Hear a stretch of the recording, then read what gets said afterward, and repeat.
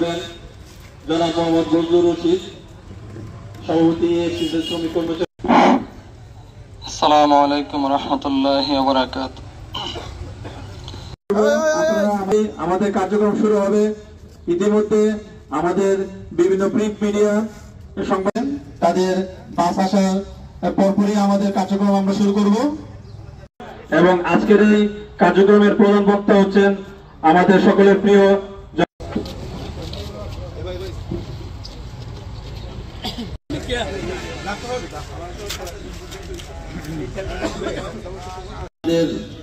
আজকের এই এক কর্পোরেশন এক স্কেলের দাবিতে এরশাদ হচ্ছে আল্লাহ ওয়ানাহশুরুহু ইয়াওমাল কিয়ামাতি আমা, আর কিয়ামত যেমনি ভাবে দুনিয়াতে আমার নিদর্শন সমূহ তোমার কাছে এসেছিল ফানাসিতাহা। উপস্থিত আছেন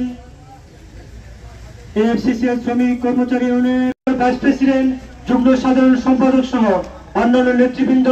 সামনে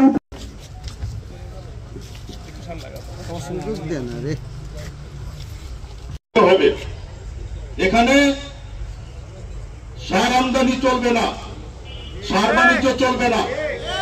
অবিলম্বে আমরা ঊর্ধ্বতন কর্তৃপক্ষ এবং রাষ্ট্রযন্ত্রকে বলতে চাই, আপনারা অবিলম্বে আশুগঞ্জ সার কারখানায় গ্যাস সংযোগ দেন। আমরা কি গেট মিটিং করে যাব? আমাদের একটা অবস্থায় যেতে হবে, আর অবস্থা যাওয়ার জন্য আমি যে জিনিসটা বলি সেটা হলো এই সবগুলা ফার্টিলাইজারের একটা ফেডারেশন, সেটা হলো কেমিক্যাল ওয়ার্কার্স ফেডারেশন।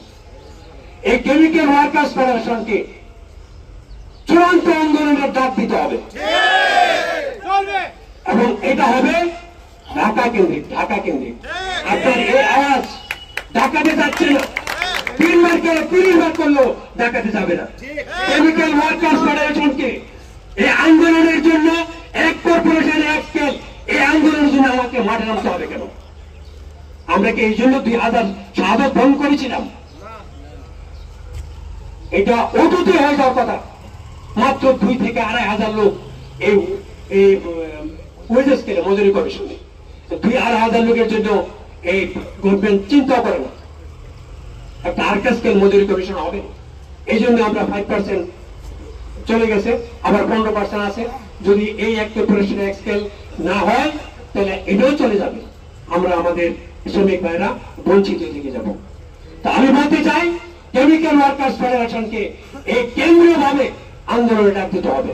হয় আপনারা ডাক দিবেন, রাস্তায় উঠছেন, হাঁটতে হবে, করতে হবে, আর না হয় রাস্তা ছেড়ে দিতে হবে। আপনারা জানেন 2006 সালে একটি শ্রম আইন প্রতিষ্ঠিত হয়।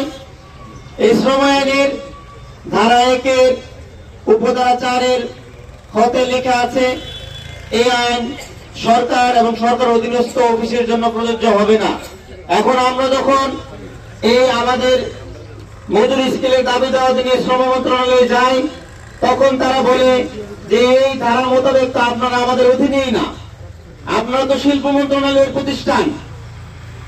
আর শিল্প মন্ত্রণালয় বলে আপনাদের মজুরি স্কেল থেকে শ্রম দিবে। এখন 2 দিকে ধাক্কি, কিন্তু আমরা কোথায় কোনো কুল কিনারা পাচ্ছি না। শ্রম মন্ত্রণালয় বলে যে আপনারা শিল্প মন্ত্রণালয়ের লোক, আপনাদের প্রতিষ্ঠানে আপনারা সংগ্রাম করেন, আপনারা যাই করেন, এটা হেড শিল্প মন্ত্রণালয়, আপনারা আমাদের অধীনে নয়। আপনাদের বেতন, আপনাদের ফিনান্সিয়াল স্ট্রাকচার, আপনাদের নিয়ন্ত্রণ, আপনাদের প্রবিধানমালা নিয়োগ বিধি সবগুলো আপনাদের নিজস্ব নিয়মে পরিচালিত হয়। আমরা কিভাবে আপনাদের বেতন নির্ধারণ করব?